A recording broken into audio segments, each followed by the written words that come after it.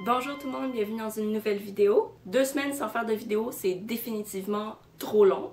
Donc si vous ne l'avez pas déjà remarqué, la semaine passée, je n'ai pas posté de vidéo. J'avais écrit un petit mot pour vous avertir sur Facebook. Donc c'est simplement parce que des fois la vie fait ça. Et puis il a fallu que je passe à travers. Et puis d'ailleurs, s'il n'y avait pas de montagne russe un peu de temps en temps dans la vie, ce serait vraiment plate. Donc me voici de retour aujourd'hui pour vous présenter le bilan du mois de mai. Comparé à celui du mois passé, celui-là pète pas des scores, mais bref, à cause de la montagne russe, c'était un peu impossible, j'ai comme tassé les livres assez rapidement. Donc sans plus tarder, on s'y met. J'ai commencé le mois avec un Arsène Lupin, La demeure mystérieuse de Maurice Leblanc, ici chez Livre de poche. Et j'espérais, après l'île aux 30 cercueils que je vais donner, jeter, ben j'avais pas aimé, puis là j'espérais qu'avec celui-là, j'aille plus de plaisir, que ça soit plus meilleur, plus la fun, quoi. Effectivement, il fut meilleur, mais c'est certainement pas le meilleur de Maurice Leblanc, quoi. Il aurait pu faire un petit peu mieux. La particularité ici, c'est que les liens entre les personnages, les jeux de rôle, les relations entre eux, c'est vraiment compliqué. Et puis ça, c'est une particularité intéressante. Le dénouement est aussi très original et super chouette. Ici, Arsène Lupin, qu'on connaît comme étant un cambrioleur, joue vraiment le rôle du détective. C'est le gentil détective pour ensuite pouvoir sauver celle qu'il aime. Donc il y a 2 filles dans l'histoire, il en aime une des 2. J'ai l'impression que c'est pour ça beaucoup que la deuxième est là aussi. Et puis en résumé, là, si j'essaie de vous faire le résumé du début de l'histoire, c'est celle d'une jeune fille qui s'appelle Régine, voilà, et qui va aller sur la scène d'un opéra pour présenter une robe de grand couturier. C'est vraiment un défilé de mode. Il y a plusieurs autres filles sur scène aussi, dont celle que Arsène Lupin aime. Et puis, Régine, donc, porte la robe d'un monsieur propriétaire de diamants. Donc, sa robe est toute en diamants. Et au malheur, elle se fait capturer. On vole la robe de diamants et on la ramène au théâtre complètement nue. Donc, Arsène Lupin doit trouver qui est le voleur de diamants. Mais c'est ça, les longueurs, le sujet de l'enquête, je sais pas, c'était pas le meilleur. Donc, en bref, j'ai bien apprécié ma lecture, mais c'était pas le meilleur de Maurice Leblanc que j'ai lu. Je me suis ensuite lancée dans ce qu'allait être mon premier coup de cœur sur 4 coups de cœur, et ça sur 5 livres, ce qui est énorme. Et donc, il s'agit de Wild de Cheryl Strayed, publié aux éditions 10-18. Et Petite Bulle Info, produit au cinéma, n'est-ce pas, par le réalisateur Jean-Marc Vallée, qui est un réalisateur québécois, donc fierté nationale. Donc, revenons à Wild, c'est juste... j'avais beaucoup d'appréhension parce que je voulais vraiment beaucoup aimer le livre. Je sentais que c'était un livre de mon genre, puis je voulais que ça soit un coup de cœur, et puis j'attendais le bon moment pour être en forme, puis avoir le temps de le lire de manière suivie, sans prendre de trop grandes pauses. Et finalement, ben, quand j'ai commencé à le lire, j'avais pas trop le temps de le lire, mais finalement, c'était tellement bon que je m'en suis faite.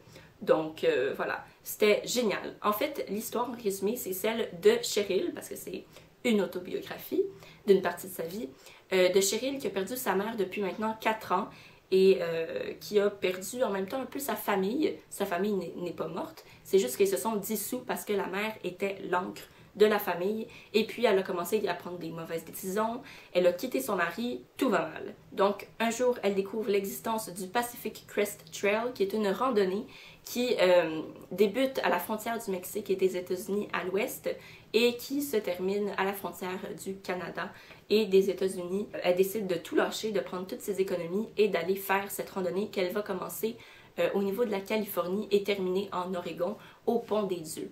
Donc, pour le côté vraiment physique et matériel de la marche, de la randonnée, de la souffrance physique qu'elle va ressentir parce qu'elle n'a jamais fait de randonnée, c'est hyper intéressant parce que, comme je vous l'aurais dit dans le vidéo coup de cœur que j'ai fait uniquement sur Wild, donc vous irez le voir, ben j'ai dit que j'aimais beaucoup faire de randonnée, puis j'ai appris plein de choses sur la marche, quoi. Après, il y a le côté émotionnel, celui du cœur, où Cheryl Strayed ne fait pas de randonnée pour le plaisir, elle le fait pour se retrouver elle-même, retrouver sa part heureuse. C'est vraiment touchant aussi, j'ai pleuré à plusieurs moments là, de joie, de peine, parce qu'on est tellement dans le cœur que c'est vrai, que c'est profond, puis que c'est facile d'être touché, quoi, parce qu'on n'est pas dans l'intellect.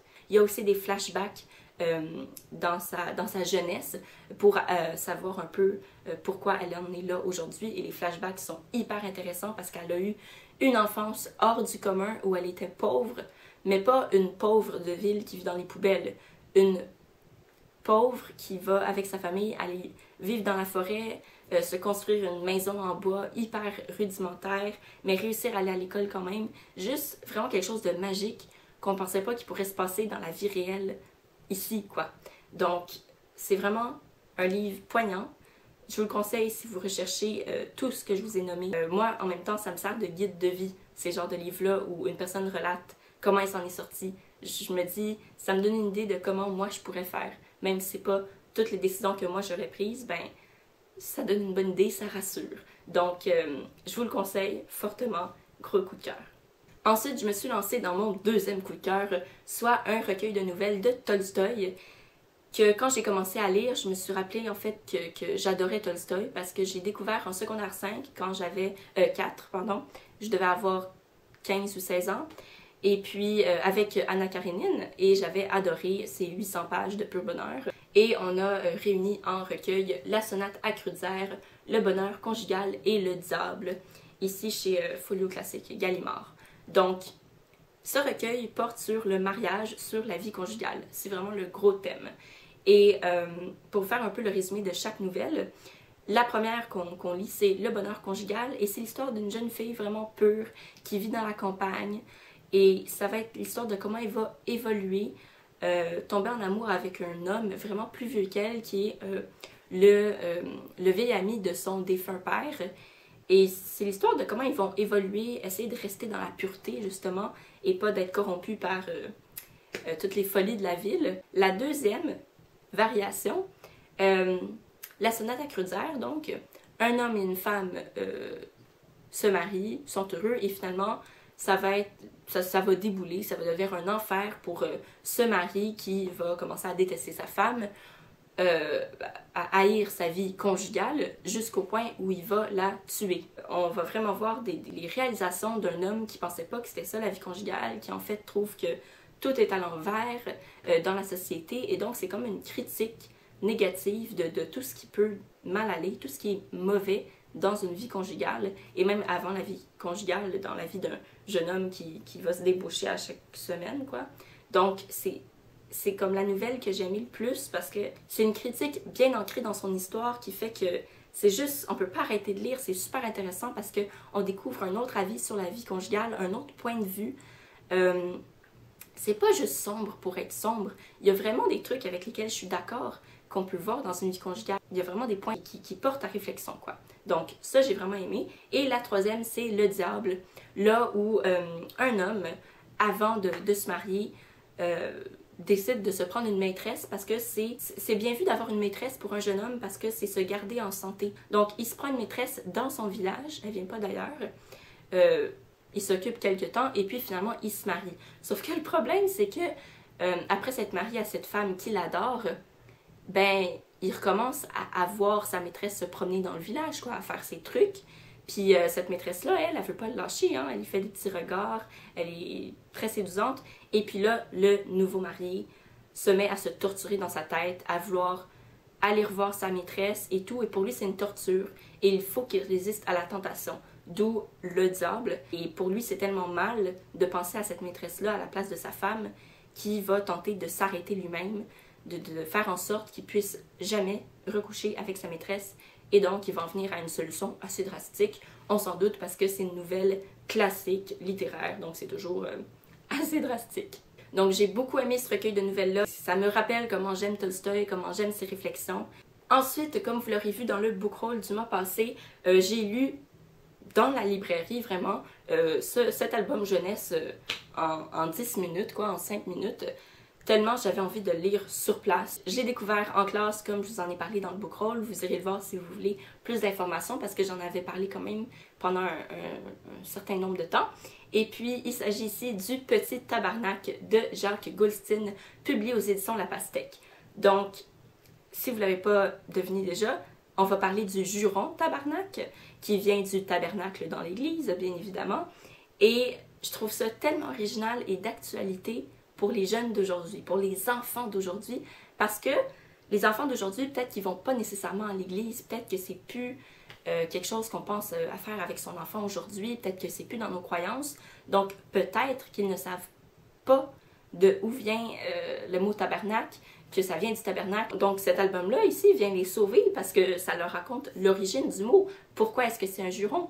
Pourquoi est-ce qu'on n'a pas le droit de dire ce mot-là? Qu'est-ce que ça veut dire, tabernacle? Donc c'est vraiment, vraiment chouette. C'est comme faire une ode à une expression québécoise, puis raconter d'où ça vient. C'est comme un livre d'histoire en même temps. Et puis les éditions La Pastèque, d'ailleurs, c'est une maison d'édition miracle. Pour moi, je l'adore parce que elle réussit avec peu d'argent et peu de support du gouvernement à faire des œuvres wow, vraiment innovatrices avec des auteurs originaux, des dessins vraiment chouettes, puis des mises en page ravissantes. Donc, le tout est particulièrement parfait à mon esprit. Donc, en résumé, un jour, un petit garçon entend son père dire tabarnak et là va se demander avec ses amis qu'est-ce que ça peut bien être et ils vont avoir plusieurs hypothèses très rigolotes comme ça pourrait être un monstre préhistorique, une maladie mortelle ou un terrible dictateur. Et puis à la fin de l'album Punch, ils vont rencontrer le curé qui va les amener dans l'église et leur montrer c'est quoi. Donc il y a vraiment un processus ici et les images sont ravissantes également. Je vais vous montrer une autre image que dans le book haul pour diversifier quoi. Donc voici. Puis donc c'est juste un album en or pour moi. Dès que mon enfant peut comprendre ce que je lui dis, je lui lis cet album et je l'amène aussi à l'église pour voir un tabernacle. C'est clair. Vraiment super chouette. Et finalement, je suis arrivée à ce dernier coup de cœur très très récent. Il date d'il y a 1 ou 2 jours. Soit La Reine des lectrices de Alan Bennett, qui est un auteur anglais. Vous vous en douterez ici, on parle de la reine Élisabeth II. Vous n'avez pas vu ce livre-là, ni dans mon book haul, ni ailleurs sur ma chaîne, tout simplement parce que j'ai acheté très récemment. J'ai acheté ce mois-ci, je l'ai vu, je me suis dit, il est mince comme ça, il a l'air super bon, je lis ce soir. Donc, vous allez l'avoir, son avis, ben, 1 mois avant que je vous présente le book haul. Donc, l'histoire ici est une fiction sur l'hypothèse de « et si Élisabeth II découvrait la lecture et se mettait à l'aimer vraiment beaucoup au point de laisser de côté ses obligations royales. » Oh my god, c'est juste merveilleux, c'est comme malade comme thème parce que c'est tout ça à cause d'un livre, tout ce scandale, toute cette décadence à cause du pouvoir d'un livre. Donc, en tout cas, moi c'est un sujet que je trouve super. Et il y a de l'humour là-dedans, c'est simple en même temps, on parle brièvement de plusieurs auteurs parce que Élisabeth II au début va être plus rassurée de lire des livres d'auteurs qu'elle connaît par relation, qu'elle a rencontrés dans un souper et tout ça. Et c'est juste tellement bien raconté. Ça reste simple, mais on dirait qu'il se passe tout plein de choses. On peut pas lâcher ça, c'est tellement bon, c'est tellement bon. Donc, le résumé du début de l'histoire, c'est que un jour, Élisabeth II se promène dans son jardin avec ses chiens qui normalement ne jappent pas, mais là, ils se mettent à japper. Donc, elle va les voir, puis elle découvre qu'il y a un camion, un bibliobus en fait, qui est stationné à côté de son château. Puis en fait, elle ne le savait pas, mais il vient à cette place-là à chaque semaine. Donc, par politesse, ben, Élisabeth II, qui est entrée dans le bibliobus, ben, décide de louer un livre, mais comme elle lit pas, parce que c'est pas dans ses devoirs, cette femme étant une femme d'action, la lecture, ça n'a pas été très présent. Dans la fiction, hein, on parle toujours. Ben là, elle décide de louer un livre comme au hasard un peu, avec un nom dont elle se souvient. Et ben, loue le livre et s'en retourne chez elle. On voit les désaccords de tout le monde qui l'entoure, on se rend compte comment il y a un gros réseau de gens qui contrôlent l'image de la reine, qu'est-ce qu'elle fait, qui contrôle sa vie, qui organise sa vie, qu'il n'y a pas juste elle, évidemment, là, je me l'étais déjà dit. Hein. Puis c'est juste... c'est vraiment, vraiment bon. Moi, je vais certainement aller lire d'autres livres de Bennett. Et c'est pas juste parce qu'il était excellent dans ce livre-là, c'est que j'ai découvert, en regardant le petit paragraphe de biographie, qu'il était, et si je vous dis ça et que vous connaissez un peu ce que j'aime, vous allez catcher pourquoi je capote maintenant sur Bennett, il est professeur de littérature médiévale à Oxford. Littérature médiévale. C'est mon futur mari. Donc voilà, c'était tout pour mes lectures du mois de mai. Avant de vous quitter, je voulais vous présenter 2 pamphlets de spectacles que je suis allée voir il y a 2 semaines, je crois. Et je suis allée voir ces 2 spectacles-là la fin de semaine. Donc un samedi, un dimanche, un à la suite de l'autre. C'était vraiment fou. Donc le premier que je suis allée voir le samedi, c'est un spectacle de cirque des finissants de l'École nationale de cirque. Donc, ils sont tellement beaucoup qu'il faut les diviser en 2 groupes différents qui font donc 2 spectacles. Moi, je suis allée voir l'art de la fugue et ce fut, mon Dieu, tellement bon. Le clown est hyper original, rafraîchissant, drôle, évidemment. C'était fou. Et j'ai particulièrement aimé aussi le premier numéro de tout le spectacle avec un mât chinois. Donc, c'est un gars qui va grimper le mât, qui va faire des figures avec le mât comme le human flag. Ça, c'est comme la pose qui demande un effort physique qui m'impressionne le plus, en fait.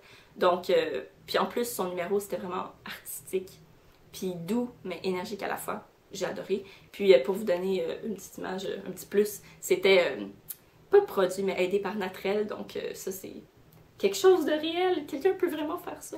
Donc, bon, c'était fou. Puis, le deuxième que je suis allée voir dimanche, c'était le 40 ans de classique avec les jeunes de l'AOJM, qui est un groupe de musique classique extrascolaire, quoi, qui est vraiment talentueux. Et ils ont eu la chance de jouer à l'OSM, qui est la Maison symphonique de Montréal, et qui est vraiment une belle salle pour jouer de la musique, comme c'est la salle à Montréal où tu veux être. Et ils jouaient avec une synchronicité étonnante. Et puis voilà, donc c'était mes 2 petits spectacles du mois de mai. J'espère que vous avez aimé ce bilan du mois de mai. Et puis d'ici la prochaine vidéo, je vous souhaite de passer de très belles lectures, de très belles journées d'été. Et on se revoit la prochaine fois. Bye!